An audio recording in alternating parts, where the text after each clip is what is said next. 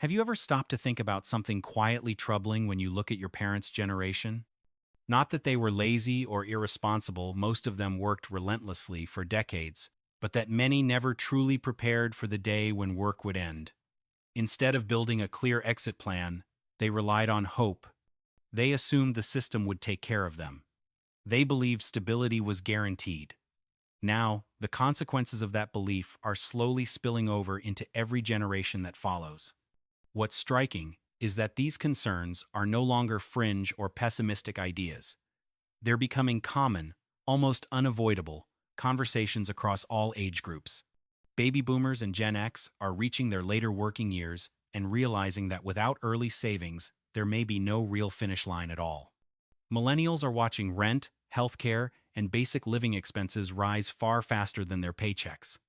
And Gen Z is stepping into adulthood during one of the harshest employment environments in recent history, often weighed down by debt before retirement, even feels like a real concept. This goes far beyond personal finances. What's unraveling is a long-standing promise that once defined adulthood itself. The deal was simple: work hard, follow the rules, stay loyal, and eventually you'd earn the right to slow down. That promise is quietly breaking. And for most people, the realization only hits when reversing course is no longer possible. By the end of this video, you'll see why retirement is no longer a guaranteed stage of life for the majority of people, and why pretending otherwise may be one of the most dangerous financial mistakes anyone can make. For much of the 20th century, retirement followed a predictable path. You entered the workforce, committed yourself to one employer, and gradually climbed towards stability. In exchange for loyalty, companies offered pensions. The government provided Social Security as a safety net. And homeownership was structured so that by the time you stopped working, your mortgage was likely paid off. You didn't need to be an investing expert. You just needed to show up consistently, avoid major missteps, and let the system do its job. That framework no longer exists. Over the last few decades, pensions have all but vanished from the private sector. They were replaced by 401 plans accounts that quietly transferred nearly all responsibility and risk from corporations to individual workers. Suddenly, retirement depended on market timing, contribution, discipline, and investment decisions most people were never trained to make. Loyalty stopped mattering. Volatility started to matter a lot. At the same time, stable career paths began to disappear. Layoffs became normal. Long-term employment became rare. Workers were forced to restart their careers repeatedly, often through no fault of their own. Each reset disrupted savings, erased compounding growth, and in many cases wiped out progress entirely. Social Security was never meant to carry the full burden of retirement income. It was designed as a supplement, not a foundation. But as pensions disappeared and personal savings fell behind, more people began leaning on it as their primary plan. The result is a growing number of Americans nearing retirement with no pension, unstable investment accounts, mortgages still unfinished, and a government program that was never built to support them on its own. Retirement didn't become more difficult because people stopped working hard. It became harder because the system that once rewarded long-term consistency quietly dissolved, and most people didn't realize it until there was no time left to adjust. For millions of Americans, Social Security has slowly shifted from a bonus to a lifeline. Ask someone approaching retirement what their strategy is, and you'll often hear the same fragile answer repeated again and again. We'll figure it out with Social Security. And that assumption may be the most dangerous one of all. The fundamental issue is that this system was never engineered to shoulder the kind of burden it's now being asked to carry. From the beginning, Social Security was meant to act as a partial support, not a full replacement for a working income. For the average retiree, it was designed to cover only a fraction of prior earnings, roughly 4/10 at best. Today, most recipients receive a monthly payment hovering around the mid $1,700 to $1,900 range. That amount can certainly help keep the lights on or stock the refrigerator. But it was never meant to fully sustain decades of post-work life, especially when factoring in rent or mortgages, medical costs, transportation, insurance, and the steadily rising price of basic necessities.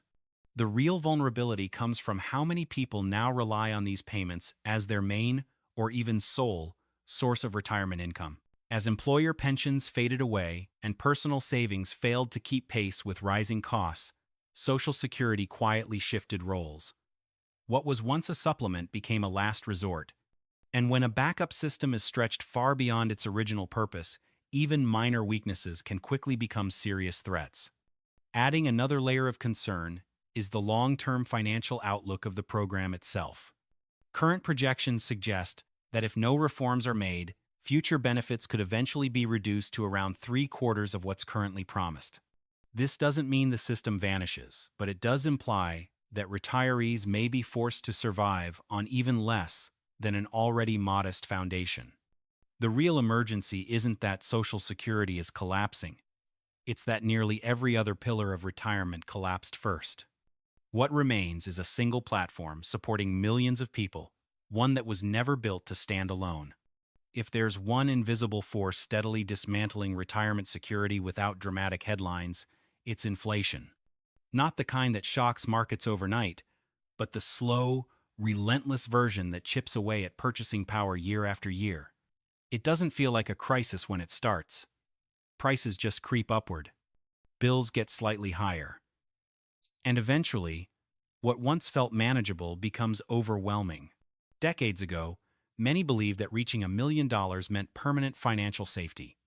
Today, that milestone doesn't carry the same meaning. Food costs more. Housing absorbs a larger share of income. Utilities, insurance, transportation, and healthcare continue their upward march. What once served as a comfortable cushion is now often just enough to delay financial stress, not eliminate it. This is why so many retirees describe the unsettling experience of watching their savings slowly drain away. It's not always due to reckless spending. In many cases, their money was placed in safe options bank accounts, CDs, and low-yield investments designed to preserve capital rather than grow it. Over long periods, inflation quietly strips these holdings of real value. The balance may look similar on paper, but its actual purchasing power steadily declines. The cruel irony is that playing it too safe can be just as dangerous as taking risks. Yet embracing risk isn't simple either. Financial markets are unpredictable, and retirees don't have decades to wait out downturns the way younger workers do. A poorly timed market decline can undo years of careful planning. This is the dilemma modern workers face. Save too cautiously, and inflation erodes everything. Take on too much exposure, and one major downturn can derail an entire retirement plan. Inflation doesn't just make retirement more expensive, it turns long-term planning into a constant tightrope walk where even smart decisions don't guarantee security anymore. Perhaps the most uncomfortable reality of this entire crisis is that it hasn't affected everyone equally. Each generation entered adulthood under different economic conditions. And with every shift from wages to housing to education costs, the odds have quietly tilted further out of favor, leaving younger generations with fewer tools and higher stakes than those who came before them. For much of the baby boomer generation, the roadmap into adulthood and eventually retirement felt relatively straightforward. Paychecks generally grew as productivity increased. Buying a home was achievable on a single income in many areas. Employer-sponsored pensions were still widely available, and remaining with one company for 20 or 30 years wasn't considered unusual, it was expected. While retirement was never automatic, it felt reachable if you stayed disciplined, avoided major mistakes, and followed the path laid out in front of you. Generation X entered adulthood as that framework was already beginning to crack. They were raised with the same expectations, but the reality they encountered was less stable. Pensions quietly disappeared just as they reached their peak earning years. Job security weakened, and careers became less linear. Many Gen X workers lived through multiple recessions, corporate restructurings, and forced career resets. As a result, a large portion of them are now approaching retirement age with fragmented savings, lingering debt, and far less confidence than the generation before them ever had. Millennials stepped into an environment that was even more unforgiving. Housing prices raced far ahead of income growth, turning homeownership into a distant goal rather than a milestone. Student loan debt became a permanent feature of early adult life. Long-term, stable employment became increasingly rare, replaced by contract work, frequent job changes, and uncertainty. For many millennials, retirement stopped feeling like a realistic destination and began to feel more like an abstract idea, something theoretical, distant, and possibly out of reach. Gen Z is watching all of this happen in real time. They're entering the workforce amid economic instability, rapid automation, and soaring living costs from the very beginning of their careers. Instead of inheriting optimism about the future, they're inheriting cautionary tales. Rather than asking how to retire well, many are asking whether retirement will even be an option when their time comes. This is why the retirement crisis in the United States feels so widespread and unavoidable. It's not simply a story of individual failure or poor financial habits. It's a generational pattern, where each group starts from a weaker position than the one before it. Viewed this way, the idea that most people may never truly retire feels less like pessimism and more like recognizing a long-term trend. In recent years, one number has begun circulating that tends to stop people in their tracks: $3 million. According to some projections, that's the amount needed to retire comfortably around the traditional age of 65. For many, hearing that figure doesn't feel informative, it feels overwhelming, almost absurd. When you break it down, the math is intimidating. Over a working life of roughly 4 to 5 decades, that total implies saving tens of thousands of dollars every single year. For most households, that level of surplus simply doesn't exist. Rent or mortgage payments, healthcare costs, family obligations, childcare, and rising daily expenses leave little room for aggressive saving. To make the number seem less daunting, the discussion often shifts toward investing. You don't need to save it all yourself, the argument goes. Compound growth will do the heavy lifting. With steady market returns, the required monthly contributions suddenly look far more manageable sometimes, just a few $100s a month. On paper, it sounds reassuring. But this is where the illusion creeps in. Those projections rely on assumptions that don't align with how most people actually live. They assume stable, uninterrupted careers. They assume consistent contributions year after year. They assume favorable market conditions across decades. They assume no long periods of unemployment, no medical emergencies, no caregiving responsibilities, and no moments where survival takes precedence over long-term planning. For millions of workers, those assumptions simply don't reflect reality. The $3 million figure isn't intended to discourage people, but that's often exactly what it does. Instead of motivating action, it creates paralysis. People compare where they are now to where they're supposedly supposed to be, see an impossible gap, and quietly disengage from the entire idea of retirement planning. And that's where the real danger begins. Not in the size of the number itself, but in what it convinces people to believe about their future.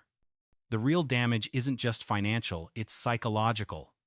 Over time, people start to believe they've already lost the game long before retirement ever becomes real. For decades, the standard advice has been almost automatic. Invest your money, stay consistent, and let time do the rest. Put your savings into the market, ignore the noise, and trust that patience will be rewarded. For earlier generations, that message often held true. Long time horizons allowed market growth to smooth over crashes and recessions. Those who stayed invested were usually rewarded in the end. But today, that same reassurance doesn't carry the same weight, especially for younger workers. Most people understand how investing works in theory. The concern isn't ignorance, it's trust. Many are being asked to place their future in a market that feels increasingly narrow and fragile.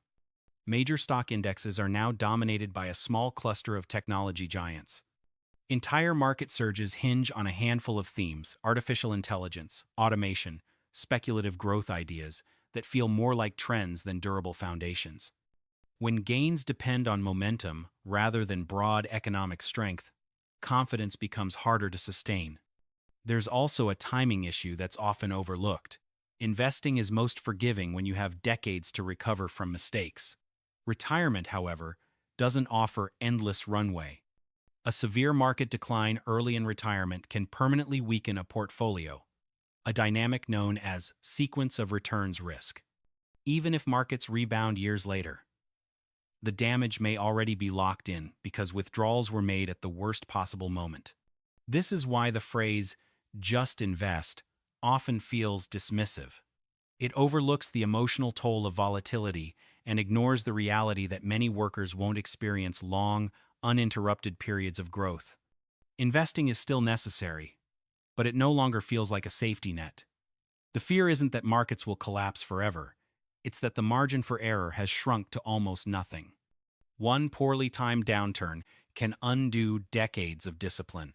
When people picture retirement, they tend to imagine freedom, travel, hobbies, time with family, or finally slowing down. What rarely enters the picture is healthcare, at least until it becomes unavoidable. Even with Medicare, medical costs in retirement are far from minimal. Monthly premiums, deductibles, co-pays, prescription drugs, and services that fall outside coverage can pile up quickly. Over the span of retirement, it's not unusual for a couple to face healthcare expenses totaling hundreds of thousands of dollars, and that's before considering long-term care. This is where expectations collide with reality. Medicare does not cover extended stays in nursing homes or assisted living facilities. Those services can cost thousands per month, and they rarely arrive with warning. A sudden fall, a serious diagnosis, or gradual loss of mobility can transform a stable financial plan into an emergency almost overnight. What makes this especially unforgiving is the timing. Healthcare expenses tend to rise precisely when income flexibility disappears. You can't simply work more hours or pivot into a new career to offset the costs. Instead, you're drawing down savings that were meant to last decades. A prolonged medical issue can drain those reserves far faster than anyone anticipates. This is why so many retirement plans unravel, not because people were careless, but because they were unlucky. Illness doesn't factor in how responsible you were in your 30 seconds, or how carefully you planned in your 40 seconds. It arrives on its own schedule, and when it does, it exposes just how fragile modern retirement has become. When healthcare costs become the line separating financial stability from basic survival, the idea of a relaxed, worry-free retirement starts to feel dangerously fragile. But medical expenses aren't the only pressure point. For much of the past, housing served as the cornerstone of retirement security. By the time people exited the workforce, their homes were often fully paid off. Monthly obligations dropped sharply. Housing became a fixed, predictable expense or disappeared altogether. That stability allowed everything else, Social Security checks, personal savings, even modest side income to stretch far further. That foundation has largely disappeared. Today, a growing number of people are reaching retirement age without owning their homes outright. Many still carry mortgages deep into their 60 seconds. Others never entered the housing market at all and remain lifelong renters, fully exposed to rent increases that don't pause just because paychecks stop. Even homeowners aren't immune. Owning a house doesn't mean living cost-free. Property taxes rise. Insurance premiums climb. Repairs and maintenance don't fade. With age, they often increase as homes get older. For millennials and Gen Z, this challenge is even more pronounced. Many were locked out of homeownership during their highest earning years as prices surged far beyond wages. Others stretched themselves thin just to buy, committing to decades-long financial obligations that collide directly with retirement timelines. What once acted as a stabilizing force has become another unpredictable variable. The danger here isn't loud or dramatic, it's quiet and persistent. Housing costs don't adjust themselves to retirement budgets. They keep rising while income becomes fixed. A paid-off home once served as a powerful shield against inflation. Carrying debt or renting turns inflation into a constant threat instead of a manageable inconvenience. This is why stories of older adults taking on roommates or moving into shared living arrangements are becoming increasingly common. These aren't lifestyle experiments or social preferences. They're financial adaptations. They're signals that the traditional equation linking housing and retirement has fundamentally shifted. At some point, statistics stop feeling abstract and start showing up as real people with real stories. The retirement crisis is no longer a future concern, it's unfolding in everyday life. You see it in people in their 50 seconds who admit they have no savings at all despite decades of steady work. You hear it in the voices of workers laid off late in their careers, forced to burn through what little they had just to stay afloat. And you feel it most sharply in the growing number of people in their 70 seconds, and even 80 seconds, who continue working not out of passion or boredom, but because stopping isn't financially possible. These cases aren't exceptions. They're early warning signs. Shared housing, community living, and Golden Girls-style arrangements are no longer niche or experimental ideas. For many older adults, they're becoming economic necessities. The vision of aging, independently alone, comfortably, and without constant financial stress, is slipping further out of reach. What's most striking is how often these situations are accompanied not by excess, but by regret. Many of these individuals didn't live extravagantly. They raised families, paid their bills, avoided major risks, and followed the advice they were given. The problem isn't that they failed the system. It's that the system failed to deliver what it once promised. This is the real human cost of the retirement crisis. It's not just spreadsheets and projections. It's postponed dreams, extended working lives, and the quiet anxiety of wondering whether your savings will last longer than you do. And for younger generations watching this unfold, it's starting to feel less like a warning and more like a preview of what may be waiting for them.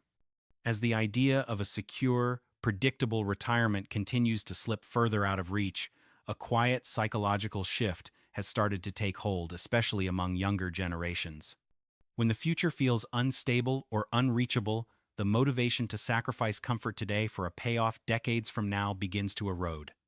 This is the environment where what's often called doom spending takes root. Doom spending isn't reckless in the traditional sense. It's not about ignorance or carelessness. It's a coping response. When people begin to believe that disciplined saving still won't lead to safety or independence, spending becomes a way to reclaim a sense of control in the present moment. Small indulgences, convenience, travel, and experiences start to feel justified not because they're financially harmless, but because tomorrow no longer feels dependable. Social media accelerates this mindset. Endless feeds of curated lifestyles, soft life aesthetics, luxury travel, and effortless success blur the boundary between inspiration and expectation. What once felt aspirational now feels normal. Credit cards quietly bridge the gap between income and desire. Monthly payments seem manageable in isolation, even as they stack into long-term obligations that shrink future flexibility. What makes this cycle especially dangerous is how self-reinforcing it becomes. Spending offers short-term relief from anxiety, but it reduces financial breathing room. With less margin, long-term planning feels even more impossible. As retirement feels further away, spending becomes easier to justify again. The loop tightens. This isn't a moral flaw. It's a rational response to a system that appears hostile to long-term discipline. But rational or not, the result is the same. Doom spending doesn't just postpone retirement, it actively deepens the conditions that make retirement unattainable in the first place. The tragedy is that many people are fully aware of what's happening. They understand the numbers. They see the consequences. What they struggle to see is a future that feels worth sacrificing for. And that loss of belief may be the most alarming signal of all. At some point, the conversation around retirement has to move away from nostalgia and toward realism. For many people, retirement will no longer mean a clean, permanent exit from work. It won't resemble decades of leisure funded by a single, self-sustaining nest egg. Instead, it's slowly transforming into something far more fluid and adaptive. The emerging reality is that retirement is becoming less about stopping work entirely and more about reducing pressure. It's about flexibility rather than freedom. Part-time income, consulting, remote roles, and project-based work are increasingly viewed as essential, not because people dream of working forever, but because full financial independence feels increasingly unrealistic.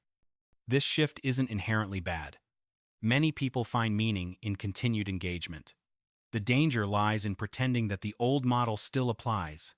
When expectations don't align with reality, people delay hard choices, plan incorrectly, and underestimate how long their resources actually need to last. The uncomfortable truth is that the future of retirement will reward adaptability.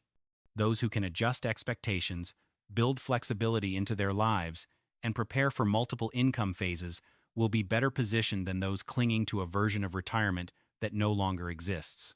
This isn't about surrendering. It's about redefining the goal before circumstances redefine it for you. The retirement crisis in America didn't happen overnight, and it didn't happen by accident.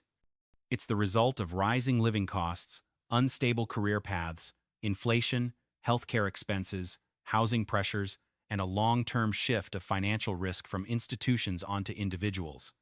The system no longer functions the way people were promised it would. This isn't meant to inspire fear, it's meant to create clarity. Pretending the old rules still apply only delays necessary decisions and narrows future options. Understanding why most people won't retire the way previous generations did is the first step toward adapting to what comes next.